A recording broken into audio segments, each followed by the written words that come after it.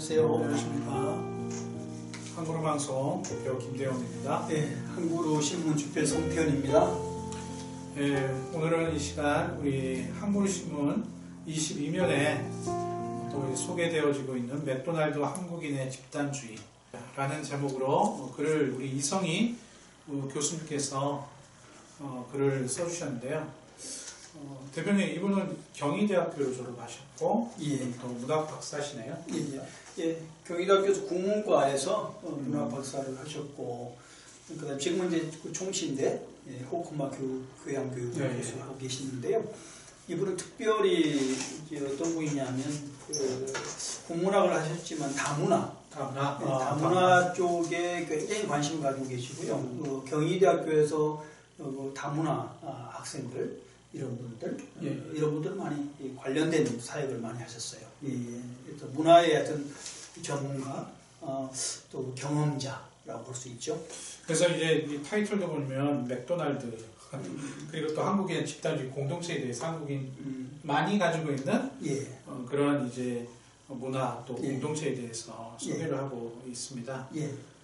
제가 이제 맥도날드를 한번 여기 소개되어져 있는 글을 보니까 맥도날드가 사실 이제 1940년도에 처음 이제 세워졌다고 이렇게 오래됐어요. 굉장히.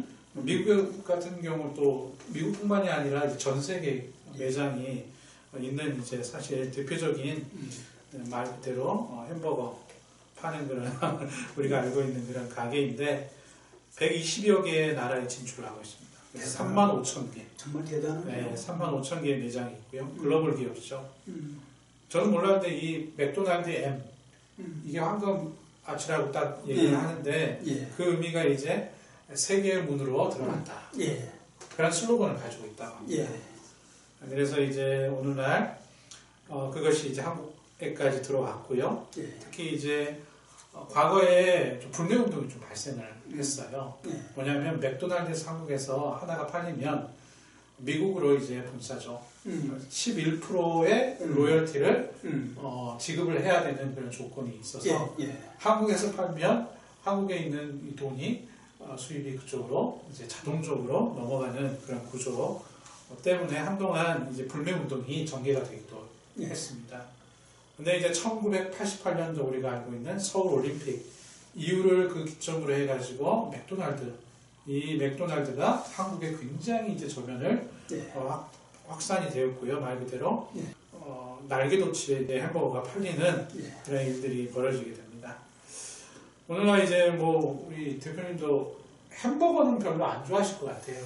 많이 안 좋아하지만 외국에 있을 때 많이 먹었죠. 거기는 이제 계실 때 외국 계실 때는 어떤 게 또 유명했습니까? 좀 맥도날드는 전 세계에 있는 그런 매장이고 그렇죠. 식품이지 않습니까? 또 값도 싸잖아요. 싸죠. 그리고 빠르고 그리고 맛있어요. 맛있기도 튀기니까. 건강에는 별로 안 좋다는 뭐 어떤 속설들이 있습니다만은 저크푸드라고 그래서 몸에 안 좋아요. 그러니까 하여튼 저도 외국에 한 10여 년 살고다 왔는데 우리 아이들하고 외식을 주로 맥도날드로 했어요. 굉장히 맛있고 애들이 좋아하니까 했는데 저도 관심이 많습니다. 그런데 사실 먹으면서도 이렇게 자세한 정보를 몰랐어요. 저도 몰랐어요. 뭐 대표님이 지금 말씀해 주시니까 내가 듣게 됐는데 굉장히 뭐 맥도날드가 대중화됐다고 이렇게 볼 수 있지요. 또 이분은 이제 맥도날드를 소개하면서 저는 공감한 게 뭐냐면 제가 한 40여 개국 다녀왔어요. 외국에 다녀왔는데 맥도날드를 자주 가서 먹었어요. 그냥 싸고 간단한 급할 때는 외국에 무슨 가서 무슨 밥을 몇 시간씩 먹을 일은 없지 않습니까? 빨리빨리 움직여야 되는 거니까 맥도날드를 많이 갔는데 외국 사람들은요 맥도날드를 먹을 때 보면 그 교수님 말씀대로 혼자 먹어요. 같이 먹더라도 따로따로 먹습니다. 그러니까 맥도날드가 햄버거하고 이게 감자튀김인가요? 감자튀김 있지 않습니까? 근데 자기 건 자기가 자기 걸 먹고 감자튀김도 자기 거 먹고 그 다음에 소스 케첩이죠. 케찹인가요? 토마토 케찹인가? 그것도 자기 걸 발라서 먹어요. 나는 그때는 전혀 관심이 없었어요.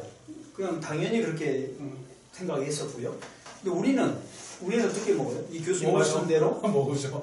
햄버거만 두고 어떻게 하냐면은 한 쟁반에다가 네, 그냥 감자칩을 다 붓잖아요. 네. 그리고 거기다 토마토 케첩을 다 바르잖아요. 그렇게. 그래서 한꺼번에 먹지 않습니까? 바로. 그러면서 이분이 이제 한 말씀이 굉장히 일리가 있다고 보는 것이 뭐 싱가포르, 홍콩, 뭐 많은 나라에서는 그렇게 먹는데 다른 나라 뭐 특징이 있는데 보니까 홍콩, 싱가포르, 중국, 일본, 한국 그러니까 5개의 나라에 대해서 언급을 하십니다. 그러니까 우리나라는 같이 먹는 문화가 있다는 거죠. 지금 맥도날드를 가지고 한국인의 공동체 문화, 네. 집단주의라고 표현하고 있습니다만은 이 공동체 문화를 이분은 아마 소개하고 싶어하는 그런 걸로 이렇게 이해가 되어집니다. 저는 전적으로 동감합니다. 좀 궁금한 게 하나 있습니다. 우리 대표님 방금 외국 같은 경우는 각 개인의 것을 먹지 않습니까? 구성원이 가족이라면 가족 구성원도 각 개인의 것을 먹어요. 그럼요. 거기는 내가 지금까지 그렇군요. 외국 다니면서 여기서 오래 살면서 가족끼리 같이 먹는 것은 한국 사람 빼놓고는 본 적이 없는 것 같아요. 저희는 이제 저희 가정의 경우를 보면 다 붓거든요. 그런 거를. 케찹, 말 그대로 감자튀김 다 부어요. 그리고 햄버거도 다 나눠 먹거든요. 이맛 다 다르니까. 한 입 먹고 한 입 먹고 한 입 먹고. 그런데 외국 같은 경우는 그게 안 되는 거네요. 제가 그러한 모습을 본 적이 없는 것 같아요. 기억이 안 나요. 그런 나라가 있는지는 모르겠는데 하여튼 다 따로 먹습니다. 그래서 맥도날드를 먹는 방법도 굉장히 문화와 관련되어 있다. 문화적인 차이가 있네요. 굉장히 차이가 있는 것 같습니다. 확연하게 나타납니다. 그래서 이 교수님의 말씀이 굉장히 많이 다가와요. 그렇게. 근데 이제 우리 이성희 교수님 같은 경우는 그러한 부분은 특히 한국의 그러한 이제 한 예로 맥도날드를 먹는 그 모습을 통해서 또 이렇게 얘기를 하십니다. 왠지 쏟아서 함께 먹어야 직성이 풀리는 말 그대로 왠지 더 맛있는 느낌. 그래야지 맛있다라는 생각이 드는 것이 한국적이다. 그것이 한국적인 것이다. 그렇게 이제 말씀하고 계십니다. 그러니까 문화라고 하는 거죠. 그러니까 한국에 문화가 있다는 것 아닙니까? 먹는 것에도 문화가 있고 맥도날드 같은 것이 그렇게 뭐 하찮은 것 같지만은 여기 속에도 한국의 문화가 있다는 거잖아요. 그렇죠? 그런 거를 아마 이제 강조하기 위해서 이게 그냥 문화 섹션이니까 아마 집단주의 공동체 이거를 아마 소개를 하고자 원하셨던 것 같아요. 네, 보니까 또 이 맥도날드는 그러한 이제 특성을 지역화를 진행을 했다고 해요. 그래서 아까 이제 앞에서 말씀드렸던 나라들 홍콩, 싱가포르, 중국, 일본, 특히 한국 포함해서 5개국에 대한 영업 스타일이 다르다는 거죠. 그러겠죠. 홍콩 같은 경우는 싱가포르 같은 경우는 먼저 샐러드 메뉴를 많이 좀 비중을 둔다고 합니다. 현지인들이 그것들을 좋아합니다. 그러겠죠. 홍콩 같은 경우는 저는 개인적으로 홍콩식을 좋아하는데 완탕을 좋아해요. 완탕 그런 면들 아침 메뉴를 좀 내놓고 일본 같은 경우는 데리버거, 데리야끼 치킨버거나 또 양배추 마요네즈 간장, 생강, 양념을 한 프라이드 그런 스타일을 좋아하고요. 저는 몰랐어요. 중국은 제가 사실 잘 모르겠는데 중국 고급화를 좀 고급적으로 이 맥도날드를 고급화시키는 방법으로 썼다고 합니다. 근데 한국은 다반 개념에서 맥도날드가 영업 전략을 짰다는 거죠. 특히 이제 대학생, 특히 젊은 층이 잠깐 소개팅 받고 그리고 거기서 햄버거 먹고 잠깐 이동하는 그런 스타일로 이제 영업을 진행을 했는데 그것이 각 나라의 어떤 특징이나 지역적인 것을 고려한 영업 방식이었다라고 그렇게 얘기를 하고 있습니다. 저는 이제 여기에서 이제 공동체 개념, 함께 우리라는 개념을 쓰고 있지 않습니까? 이제 저는 굉장히 한국이라는 문화가 굉장히 좋다고 저는 봅니다. 사실 저는 개인적으로 음식은 지금 우리 집에서는 이렇게 같이 잘 먹는 게 별로 없어요. 왜냐면은 한국 사람들은 된장국도 같이 이렇게 숟가락으로 떠먹지 않습니까? 그렇죠. 그다음에 김치도 젓가락으로 떠먹고 침이 막 묻고 하지 않습니까? 저희 집은 그렇게는 안 먹어요. 저희 집은 외국 갔다 온 뒤로 외국에서 오랫동안 살다 왔기 때문에 그 문화가 나름대로 좋다고 생각했어요. 그런 점은. 그래서 김치도 우리 집에 가면 다 집게를 놓고 이렇게 자기 자기 접시다 이렇게 개인 접시로 먹습니다. 그건 뭐 말할 것도 없고. 개인 그릇이. 그렇습니다. 그러나 이런 거 이런 건 같이 먹고 그다음 비빔밥을 같이 비벼서 나눠 먹는 거 이것은 저희도 합니다만은 그래서 저는 이제 그런 점에서 굉장히 큰 일리가 있다고 보는 것이고 근데 그러나 이제 저는 이게 공동체 아까 말씀을 하다 말았는데 이 공동체라고 하는 것은 정말 한국에만 있는 어떤 자랑거리 같아요. 자랑거리. 그래서 교회 보세요, 교회.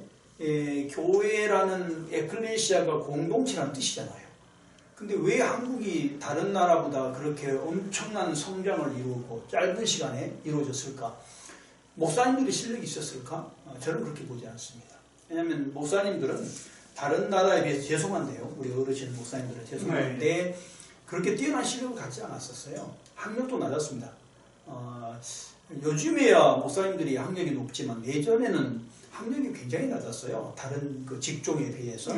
그러니까 목사님들의 실력이 뛰어났다고 저는 보지 않아요. 기도? 그거야 제가 어떻게 말할 수 없겠습니다. 그러나 다 여러 가지가 있지만 사회적인 어떤 그런 입장에서 본다면 우리 이 공동체성이 교회를 굉장히 크게 발전시켰다고 저는 봅니다. 우리는 모이잖아요. 모이기를 좋아하고 같이 하기를 좋아해요. 그러니까 뭐 구역 예배 모이기 좋아하고 그게 이제 집단주의. 그렇죠. 그래서 저는 교회도 발전하고 성장한 이유는 거기에 있다. 기본적으로는 모이고자 하고 집단주의적인 DNA가 한국인이 가지고 있는 그렇죠. 이유 때문에 사실 어떤 교회적인 부흥도 우리가 접근할 수 있다. 그렇죠. 코로나19 보십시오. 코로나19를 통해서 다른 나라들은 별 문제 없습니다. 교회. 원래부터 잘 안 나갔으니까 모르겠지만 우리나라는 굉장히 답답하잖아요. 못 모이니까 답답해 하잖아요. 이렇게 모여야 되는데 물론 젊은 아이들은 많이 다룰 수 있어요. 그러나 우리들은 모여야 되는데 못 모이기 때문에 답답하지 않습니까? 그래서 집단주의 이런 그 공동체성이 한국의 문화라고 하는 것이 굉장히 저는 좋다라고 생각을 합니다. 우리 이성희 교수님은 또 그런 부분에 대해서 또 더 나아가서 집단주의를 사실 그렇게 갖게 된 이유에 대해서 유래에 대해서 얘기를 하시는데 그것이 이제 한국인의 밥상 아까 말씀하신 대로 밥상 문화가 이제 온 가족이 둘러서 먹는 그러한 밥상 문화가 한국인의 집단주의를 갖추게 하는 DNA적인 의미다라고 그렇게 얘기를 하시는 것 같아요. 저도 그러면 굉장히 동의하는 게 사실 성경을 보면 예수님께서 테이블 펠로십, 밥상 문화를 굉장히 강조하시잖아요. 같이 먹고 마시는 거. 네, 그렇죠. 원래 밥상 문화라는 의미는 이런 의미를 있다고 그래요. 그 밥상이라는 문화가 같이 먹는 거잖아요. 그렇죠. 같이 먹는다는 말은 무슨 말이냐면 내가 얼마나 거기에 공헌했는지를 모른다는 거잖아요. 예를 들면 여러 사람이 밥을 먹는데 이 밥상을 누가 돈을 냈는지 모르는 거잖아요. 누가 얼마나 많이 냈는지를. 그러니까 가난한 자도 부유한 자도 차별이 없게 되는 그것이 밥상 문화라고 해요. 외국에서는 개인주의니까 예를 들면 맥도날드를 먹으면 미국에서는 가난한 사람입니다. 제가 미국에 가서 보니까 가난한 사람이 맥도날드 먹어요. 싸니까. 그러니까 이걸 맥도날드에 갔다는 것은 가난한 사람인 거죠. 그 다음에 좋은 음식을 먹는 사람은 부자인 거잖아요. 근데 우리는 한꺼번에 같이 먹잖아요. 그 미국 같은 경우는 외국 같은 경우는 가정에서 먹는 걸 최고의 의미로 이해를 하더라고요. 예를 들어서 정말 친한 사람을 가정에 초청해가지고 디너를 같이 하는 굉장히 이제 큰 의미로 해석한다고 하더라고요. 그러니까 크리스천 문화가 들어가면서 이제 공동체 문화, 예수님이 공동체 문화를 강조하지 않습니까? 원래 미국 사람들은 공동체라는 것이 약간 그 어설프고 안 맞는 거잖아요. 개인주의라.